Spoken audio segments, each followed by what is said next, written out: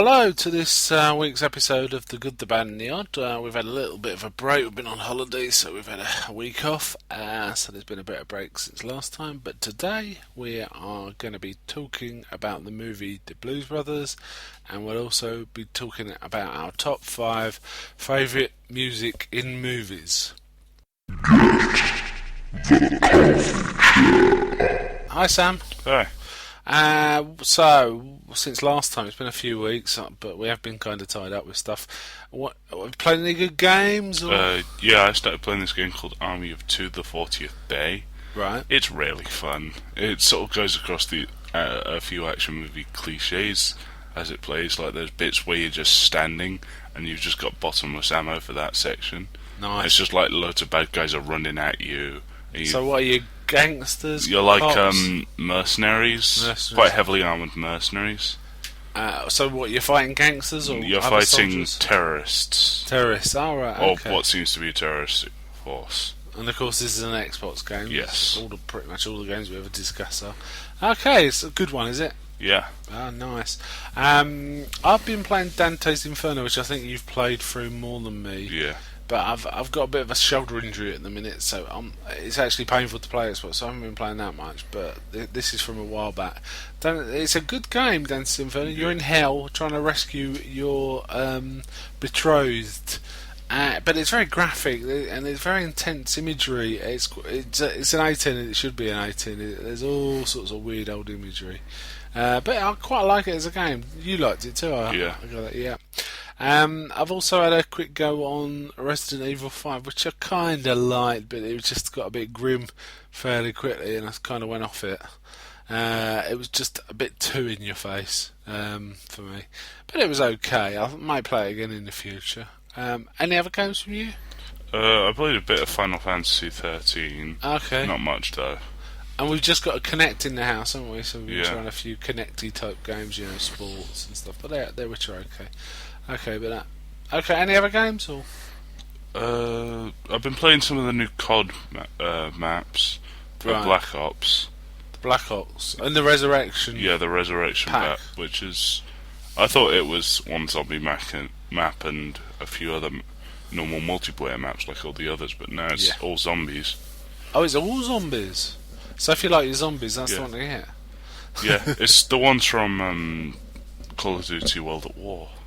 Oh, really? I might have to go at that. Once my shoulder's a little better, I'll certainly have a go at that. Okay, what about any movies? Well, I saw Blues Brothers, of course. Of course, but, of course. Any others? No, not really. I've actually seen quite a few since we last chatted. I've seen a couple of sword and sandals type things. I've watched Crow, which is from the early 80s. It's I wouldn't say that's sword and sandals. well, sorry, sword and sorcery, I should say. Sword and sorcery. It's a kind of cross between Hawk the Slayer and the worst aspects of Star Wars. Really, the bad guys kind of look like stormtroopers and they fire lasers, but there's still swordplay involved. And Liam Neeson's in it, funnily enough, in a really early role. And actually, it's not bad. The costume design was okay. But the dialogue is pretty awful. And in the same vein, I also watched Red Sonja, which was a lot of fun. I've seen that a few times. I quite like it. And again, the costume and the set design is actually quite good, but the actual acting and story is pretty terrible. In fact, whenever there's a scene between Arnie, who's one of the main characters who pops up now and again, as Prince Calidor. Conan. Yeah, it's Conan, really. And Red Sonja on the screen together acting, it is like watching two trees acting. It really is. It's pretty awful. I've also watched Robin Hood, Prince of Thieves, which is the Kevin Costner one, which has definitely got a touch of the Monty Python and the Holy Grail about it when you watch it. Alan Rickman's by far the best thing in it, and it's quite funny. It's sort of the things he comes up with. I will take his heart out with a spoon. And someone says, "Why a spoon?" He goes, "'Cause it'll hurt." And it was okay, at best. I watched Goldfinger for the umpteenth time. That's all.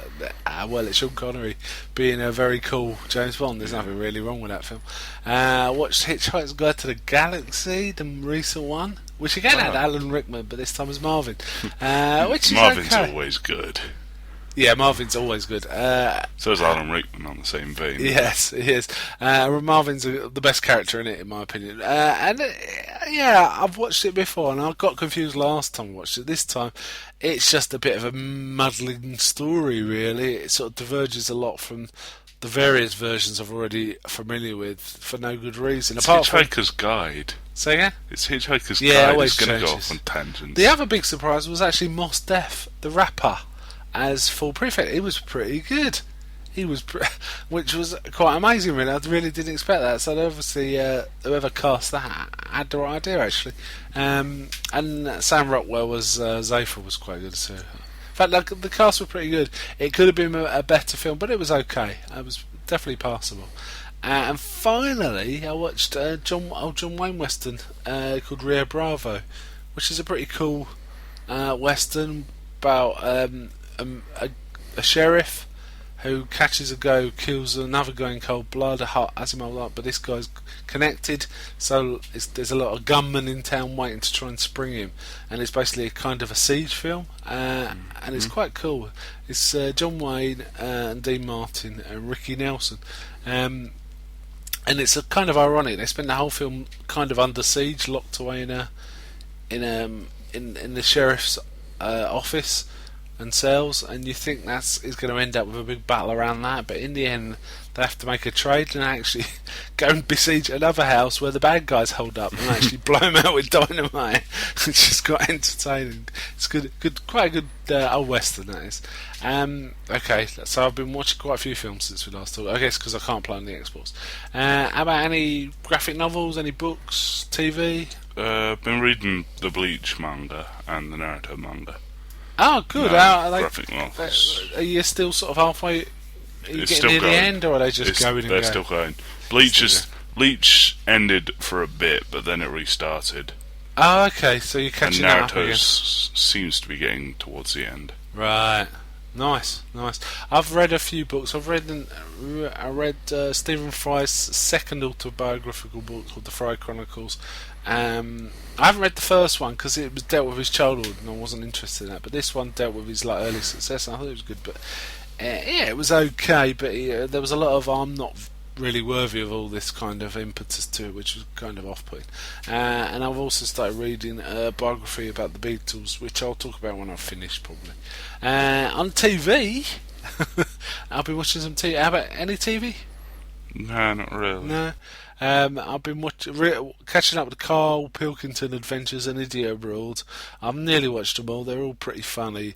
The things he does and his comments are just hilarious, really. So that about one's out for me. Anything else you've been music or anything? No, not much more than I've been listening to usually. We've kind of been hammering the Blues Brothers, haven't we? Yes. Actually, in the car. Okay then. All right, we'll move on to our number 5 is Alive. Number 5 is Alive. Our favourite movie music. Would you like to start, or shall I? No, you start. Okay, my number 5 is actually we picked this one because we're watching the Blues Brothers. It seemed appropriate, and I've done a bit of a rip-off here. In that I've picked an item from the Blues Brothers. Now, there's a few songs I could have picked, but my favourite of them is their version of "Stand By Your Man" in the country and western. We'll talk about it more when we talk about the film, but I just really like that scene. It's not just them singing, but it's all the people's reactions in the bar while they're listening. Make me laugh. Anyway, we'll talk about that more when we come to the film. So, over to you. My number 5 is the Indiana Jones theme.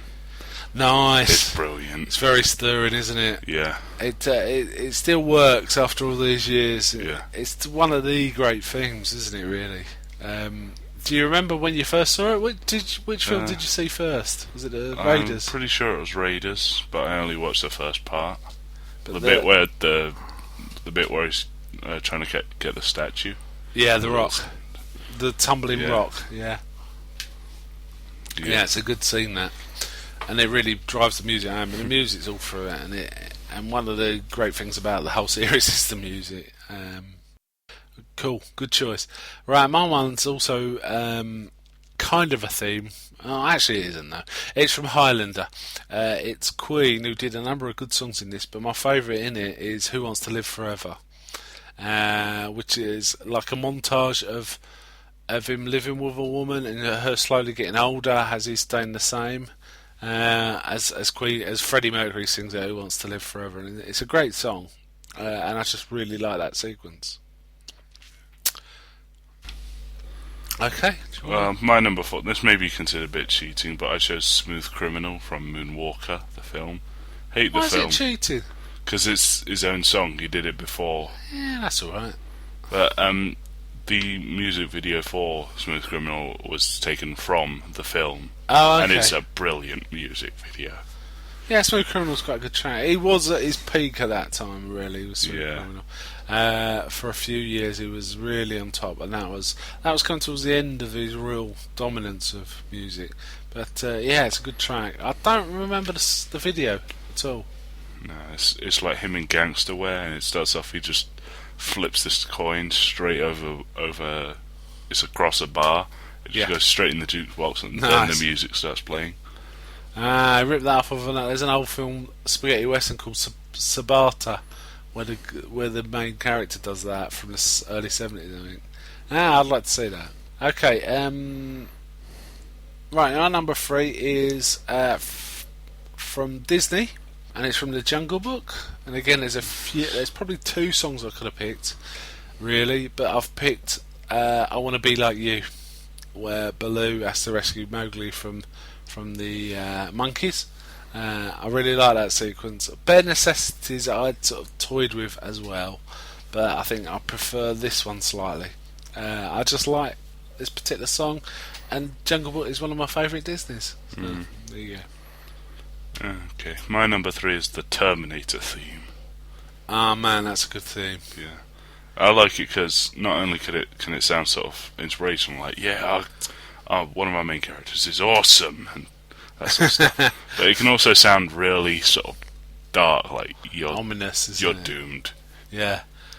There's nothing you can do to stop this thing. It does convey Terminator. Yeah. It really does. Yeah, I would have put that in my honourable mentions if I'd have thought of it, but I didn't. I might slip it in anyway. Right, my number 2 is another montage, but this time it's from Rocky 3, and it's "The Eye of the Tiger." One of the great sports music sort of interludes. "Eye of the Tiger" is a really awesome song anyway, but when you combine it with Rocky training, and also you see Mr. T as Clubber Lang beating the hell out of people as Rocky's trying to train up to the fight. It's really exciting and it's really memorable. I mean, everyone still knows "Eye of the Tiger" backwards, don't they? Yeah. And it's been 30 years nearly since it was out. Maybe a bit Parodied less. and everything. It is. Well, the montage certainly Yeah. is. Didn't South Park or one of those have "Let's have a montage" or something like that? Yeah, Yeah. the Rocky films in general are parodied a lot. Yeah, well, he's a very clearly defined and easily imitated character, isn't he? I suppose. Okay, you're number 2, I think. My number 2 is Minnie the Moocher from the Blues Brothers. Yes. I mean, this probably would have been my other one. Now, because I've already said "Stand By Your Man," I didn't include it. But Minnie the Mooch, Cab Calloway still really got it. Calloway's brilliant. He's really good, isn't he? Yeah, you probably can guess from this that we really quite like the Blues Brothers. Certainly the music in it, and the bit with Cab Calloway is just awesome, isn't it? Though it's very weird if you've never seen it before to see him go from a black sunglasses kind of guy to a He really just sort of sleek swivels white around suit. on Yeah. the spot, and he's in this white suit, and Yeah, all I the mean- band are in white suits and behind And stage looking very areas. cool. I mean, Yeah. he's an old fella, and not only can he sing it well, he still's got the moves, really, hasn't he? When he, Yeah. when he goes to, I think that happens with dancers; they tend to last longer than other kind of performers. All his dancing around, and he's got all the, it's all there, it's all there. "Minnie the Mooch" is a great song as well, of course. Okay, Plus, most other stuff refers to it as the definition of cool. Even Family Guy. It's very cool. In Blue Harvest, he goes, okay, act cool, and they start walking slowly to the beat to the time of Minnie the Mooch's opening. as happens in the Blues Brothers. Yeah. That's right. Okay, time for number ones. My number one is is pretty much the title song of this film, which is a dance sequence as well as a singing sequence involving Gene Kelly, and that is Singing in the Rain. The whole sequence of Singing in the Rain with Gene Kelly is one of my favourite bits of film ever. Really, seriously, I just really like that sequence. Just the sheer energy and sort of joy sort of conveys just really works well, I think. And I like the song. It's a great song. Yeah. Okay. My number one, this might seem a bit dark, but it's Hellfire from Hunchback of Notre Dame. I love that film. It's really good. I don't know that song at all. It's Can you sing a bit? no, because I can't sing. Okay. But, Tell me some of the words then. it's basically about the Chief Justice Frollo feeling bad because he's attracted to a gypsy woman called Esmeralda, Okay. and essentially calling upon the fires of hell to make her his or burn her. Oh Lord, that sounds charming. Welcome I to don't think Disney. I've seen this film. I don't think I've seen this film, and I don't know why, because I'm not adverse to it. I'm sure it'll probably be pretty good, but yeah, I don't think I've seen it because I don't remember that at all. The song doesn't ring a bell. So what sort of happens? Is he just singing, or is it a dancing? No, he's just sort of sitting there and sort of he's going mad. Really, he can So is see. it a dream he can sequence? see, no, it's not a dream Oh, okay. sequence. He's seeing this. He can see like her dancing in the fire. He sees her in the smoke. Yeah. And then in his mind, loads of like hooded monks just appear and seem to be judging him. So it does sound like a dream sequence. But he's not. kind He's of. not asleep. Well, he's awake it's completely. a waking dream, isn't it? Yeah. I'll have to try and catch that. That sounds quite good. Okay, cool. Well, we seem to have had two completely different lists there. That's quite Yeah. interesting. Blues Brothers being the only point of agreement, I think. Okay, and a bit of Disney, I suppose. Okay, got any honourable mentions? Star Wars theme, all of them. Oh, I've got Duel of the Fates, particularly. I do like Star Wars, but one of the few things I liked about Phantom Menace was the sequence of music when the two Jedis were fighting, Darth Maul, and Duel of the Fates was the music behind it. I really liked that. I thought that was really good.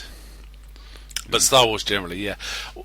Do you mean the main so everything? Yeah, I like the Leia's main. I like the main everything. Really, there's not really a bad music piece. So Darth Vader's Yeah. theme and Yeah. Luke's theme and Leia's theme. Yeah, it is. I especially like the music where in the fourth/first film, Yeah, A New Hope. yeah. where, New Hope. Where he's sort of standing there and saying he's going to join the Rebel Alliance, and it's just playing slowly. Yeah, that's Luke's theme, Yeah. I believe. I did have the album when vinyl was around, so I was kind of quite familiar with it. But I haven't had a record player in years, so I'm not sure what. The only really bad Star Wars music I can think of is on the holiday special. So We'll not talk about that. Well, there's no such thing. Okay. that's the one thing that George Lucas has done that he's personally ashamed of. He's Yeah, okay that- with Jar Jar you can Binks, imagine but he's personally ashamed of that. Have you heard he's been fiddling with Return of the Jedi, and he's stuck Darth Vader saying no just before he picks up the Emperor and throws him down the pit, down the well. Oh, So it's more tinkering. Anyway, okay. Let's talk about other things. Another couple of music interludes I really like are from have you seen Ferris Bueller's Day Off, Sam? Nope. Okay. Well, there's a bit in that where he joins a parade and he sings Twist and Shout. He's miming it. It's the Beatles, I think. He's miming it. It's pretty funny. And he goes to sings another song, Dankeschön, as well in the same parade. That's pretty funny. As Time Goes By from Casablanca, Sam, the piano player, singing As Time Goes By. Have you got any others? I've got Shake a Tail Feather from Blues Brothers. Blues Brothers again. Is Yes. that- Yeah. It's a killer film, isn't it? yeah. Well, we're coming on to that, but yeah. and that's it. I've watched this film recently with Izzy, I think it was. Yeah. And Well, your sister. Yeah. Go on. But she there's this moment in Beauty and the Beast where the Beast is becoming human, and it just plays this really good orchestral piece. Oh, okay. That's from the Disney film Beauty and the Beast. Yes. Right. Again, I don't think I've seen that all the way through. I've seen bits of it, but so I don't know exactly what bit you're talking about. Right? Is it dancing and stuff, or is it just No, it's just music? it's over just the top of music action? over the animation. Ah, right. Okay. Another bit of in my honourable mentions is another Queen song from another film, which is Flash. Oh yeah, From I forgot Flash. He's Gordon. alive. Gordon's alive. Yeah, I like that bit. In fact, they did 2 killer soundtracks, Queen, back to back almost, with Highlander and Flash. Shame the Queen songs were butchered in the later Highlander films. There aren't any later Highlander films. There's only one. There can be only one. Yeah. So what? Someone remakes them? No, somehow, canonically, Conor McLeod has won the prize about 12 times. Yeah, I know, but are the songs in it again, or different people? It's still Queen. Like, So they've when just, you say butchered, you mean of just using them in a Yeah, terrible film? yeah, Oh, I see. like, Okay, they- well, they're not they butchering just the beat song. this load of cannibals, and they're just literally just walking. It starts playing Princes of the Universe. Nice. Okay. I've got one that's actually quite similar to the theme from Terminator, which I'm not sure you'd have heard, but it's a really good electronic piece of music, really striking, driving theme, which is the theme from Assault on Precinct 13, which was a film made by John Carpenter. Yeah. Funny enough, it was based on Rio Bravo, the film I was talking about earlier. Ah. And in fact, even in the credits, the character John Wayne plays in that film was called John T. Chance. So if you look in the credits, it says edited by John T. Chance, which I guess was John Carpenter using a pseudonym. It's a really good electronic score. I'll play it to you sometime. It's really, really quite cool. Any others? I've still got quite a few. Yeah, I've got a couple. The Tron music, the Tron. Daft Punk. Yeah. Yeah, that was really good. Yeah. Daft Punk was by far the best thing about that film. No, that's not fair. The action sequences were very good too, actually. Yeah, the Daft Punk score was really good, wasn't it? Yes, good choice. I would have put that in my honourable mentions if I'd have thought of it. Okay, I've got another one. I like the version of Holding Out for a Hero in Shrek 2. Oh damn! I forgot about that. Well, Shrek's actually got quite a lot of good music when Yeah. you start thinking about it. But the actual sequence, with the Gingerbread Man, it really works well. And I think it's Jennifer Saunders singing It the is song. Jennifer Saunders. She's a really good version of it. And it works well in the film. It's better than Monty Tyler's. If you Oh, watch I the don't video, know. it's just Yeah. cowboys with neon whips. Yeah, well, there's some really odd song choices in Shrek as well, though, in some of them, like Yeah. when the king dies and they have the frog singing "Live and Let Die." That just seems weird to me. That made me laugh. Yeah, it's weird. Yeah, but because it's so weird. Yeah. Yeah. I'm actually thinking about it. I should have put some James Bond on this list because I do like Yeah. quite a lot of James Bond songs, and I haven't got any. My favourite of those are "You Only Live Twice," I think, but I like "Live and Let Die" as well. I like That's really good. Live and Let Die, and I like the newest one, the Another Way to Die by Alicia Keys. Alicia Keys and Yeah, Jack that's White. quite good. It's quite good. Yeah, it's quite different. I also like "Somewhere Over the Rainbow" from Wizard of Oz. I like that. I think that's a good one. I know it's a bit corny and overdone, but I like it. There's also another song involving rainbows from a much less famous film called what's the film called? I can't remember what the film's called. That's great, isn't it? Yeah. It's a film, it'll come to me in a minute. It's a film made by a lot of the same crew that made Spinal Tap, but it was about country singers. Folk singers in America. Man, this is driving me nuts. I can't think what it's called. But the song itself was called "Kiss at the End of the Rainbow." And it was written for the film, but it's a really sweet little song, which you don't expect in a film like that, which is just a sort of comedy, sort of gentle comedy. Okay. But the actual song is a really good one. It's going to annoy me now. I can't think what the film's called. Never mind. You got any others? Yeah, the Harry Potter theme. That's like, Yeah, it's quite a good that's thing. very good. They use it to very good effect in the most recent film's trailer. Yes, they do. Yes, By it playing does it work. piece by piece. It's one of those songs that works well when you slow it down a bit, Yeah. isn't it? Or when you orchestrate it, or even if you keep it really simple a little. They also played it at the xylophone Edinburgh or something. Tattoo. Remember? Yeah, they did. Yeah. We, just so the listeners know, we actually went to see the Edinburgh Tattoo this year, so that's why we're talking about it. Yes, it was there, and it works well. Yeah, I like that theme. That was that John Williams again? I'm not sure. I think so. I think it is. Yeah, I'm pretty sure it is. Yes, it is. It is definitely. Yeah, and he always hits the mark straight away, doesn't he, John Yeah. Williams? Almost always. It's a good little piece of music. Sorry, I'm just googling this name of this film. It's called A Mighty Wind. That's it, Okay. A Mighty Wind from 2003. I thought it was older than that, and it's the song I was talking about, which is A Kiss at the End of the Rainbow, was a duet between Eugene Levy and Catherine. I've forgotten her name now. It's the woman who plays the mother in Home Alone, Catherine. Yeah, I know who you're talking about. Red-headed woman, Catherine. Hold on, I'm googling. It's not there. I can't believe it. Just a minute. Hold on, give me a sec. They play Mitch and Mickey. I know that their names in the film are Mitch and Mickey. Catherine O'Hara. That's Yeah, it. that's it. And the song they did together was really sweet. Okay, that winds up my songs. Any others? No, not really. Cool. Okay, well that finishes that section. So we'll move on to There Can Be Only One. There can be only one. The Blues Brothers.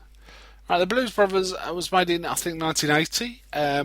Main actors were Dan Aykroyd and John Belushi. Made a couple of years before John Belushi died. I think they made one other film after this called Neighbours, which is much lesser seen film. Directed by John Landis when he was really at the height of his powers. He'd made a few films, but one just before this he'd made Animal House, which was a big hit, also starring John Belushi. And just after this he made American Werewolf in London, which was a terrific film. And then unfortunately he tailed off a bit. He sort of after that, but during this sort of spell of films, he made some fantastic films. The Blues Brothers was based on a skit from Saturday Night Live where John Belushi and Dan Aykroyd would play these blues singers dressed up as like mafia guys or something like that, and expanded into a film. And it was a very successful. Well, I'm not sure it was successful at the time. I think it might have been a bit of a flop, but it's been watched by so many people over so many years. We can consider it quite a significant success now, and still watched. No, quite it frequently. did quite well. It was. Did it? It was second that week behind The Empire Strikes Back So that year or that week. that week. Yeah, It's I'm not its sure that opening means week. it was a success. I think it was considered a flop for a time, but it made so much back on midnight showings, and then when video came out on video, and so on and so forth. And it's a bit too big and well watched to be a cult film as such. I suppose you could call it that. But No, it's considered a cult film. well, yeah, it's just about that, I suppose. And it's basically these two brothers. One comes out of jail. Jake comes out of jail, which is John Belushi, and they realise they have to pay the back taxes on the orphanage where they were raised, and they have to put the band back together, and that's basically the story. So, why did we choose this, Sam? Can you remember why we chose this one? Because we found it on holiday whilst watching through the channels. It came on the TV when we were on holiday, yeah, and we liked it. We watched half on holiday and then watched the second half when we got back. And it was good fun, wasn't it? It was good fun. What do you like about it specifically? Was there specific things? No, it's not really specific things.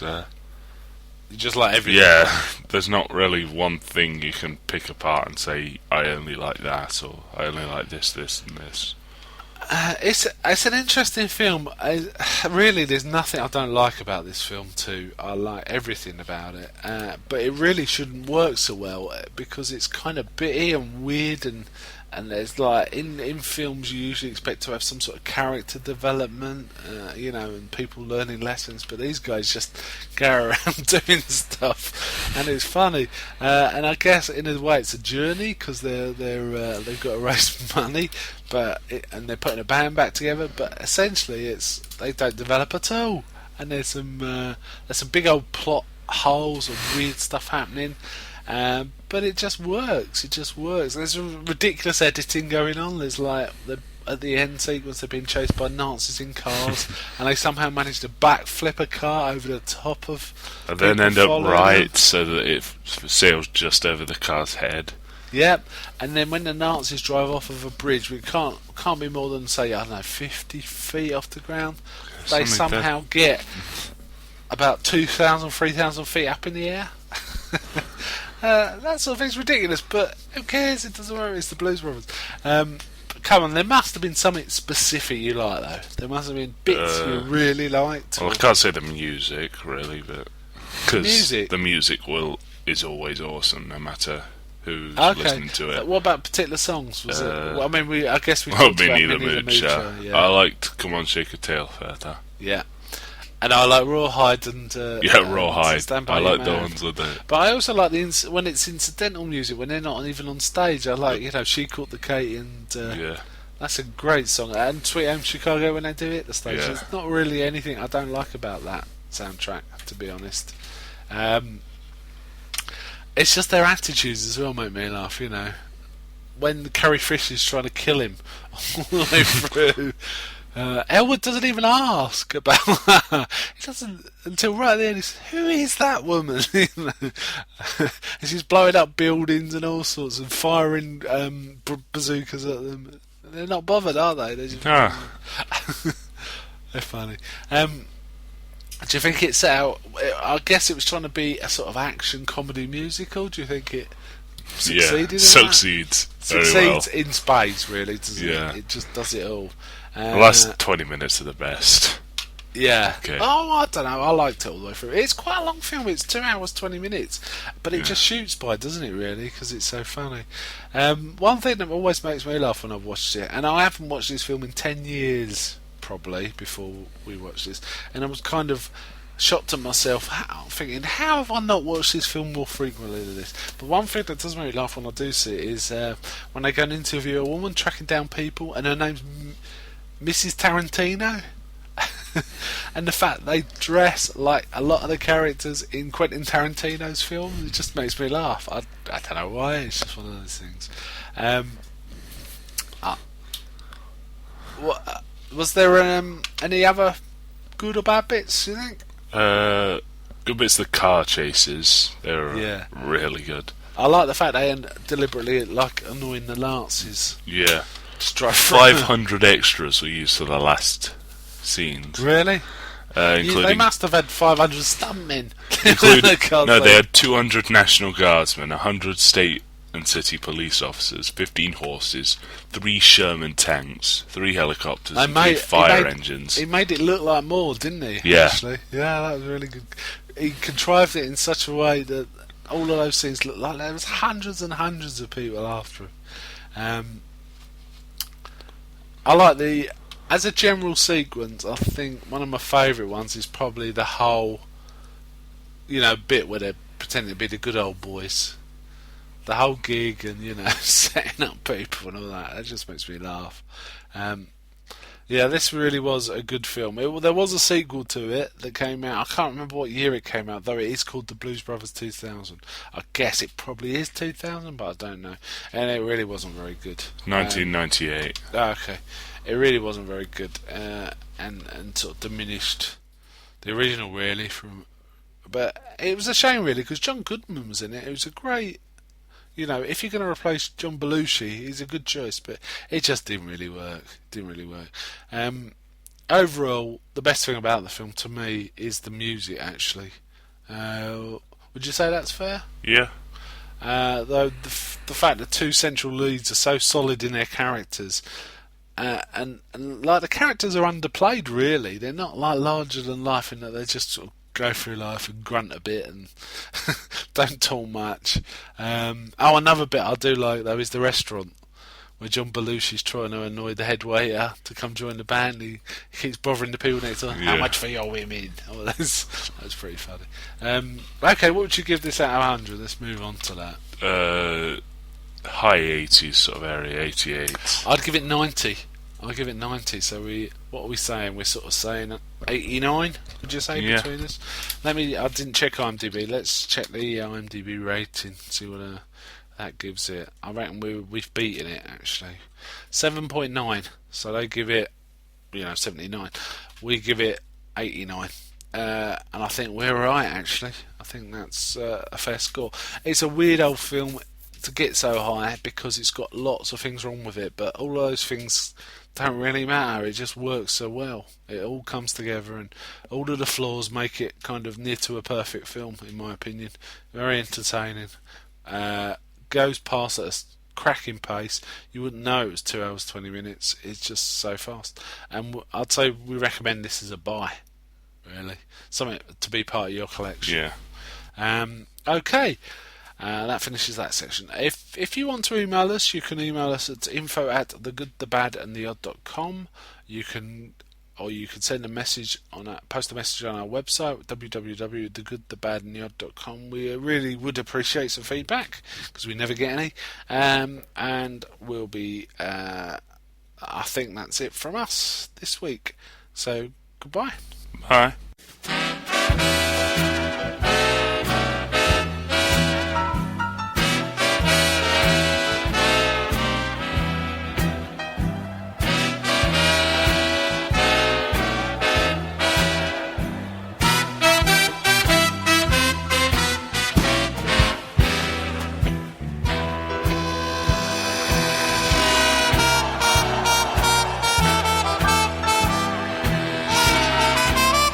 Hey folks, here's a story about Minnie the Moocher. She was a low-down hoochie coocher. She was the roughest, toughest frail, but Minnie had a heart as big as a whale. Honey, honey, honey, honey. Honey, honey, honey, oh. Heedy, heedy, heedy. Honey, honey, honey, oh. She messed around with a bloke named Smokey. She loved him though he was cokey. He took her down to Chinatown and he showed her how to kick the gong around. Honey, honey, honey, honey. Whoop. Heedy, heedy, heedy. Honey, honey, honey, ho. She had a dream about the King of Sweden. He gave her things that she was needing. He gave her a home built of gold and steel, a diamond car with the platinum wheels. Honey, honey, honey, honey, honey, honey, honey. Honey, honey, honey, honey, honey, honey, oh. Scoodly-boo, scoodly-boo, scoodly-woodly, woodly-boo.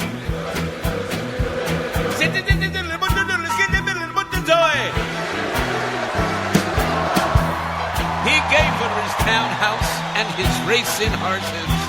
Each meal she ate was a dozen courses. Had $1 million worth of nickels and dimes.